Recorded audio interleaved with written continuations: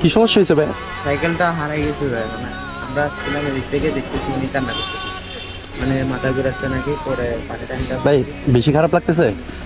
হ্যাঁ, বেশি খারাপ লাগতেছে? কাঁপাচ্ছে তো মনে হয় শরীর, না? আপনার কি হয়েছে বলেন?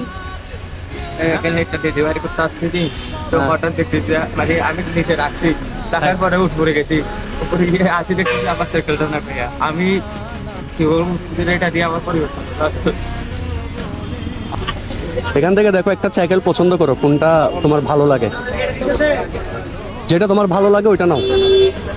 তোমার যেটা পছন্দ এটা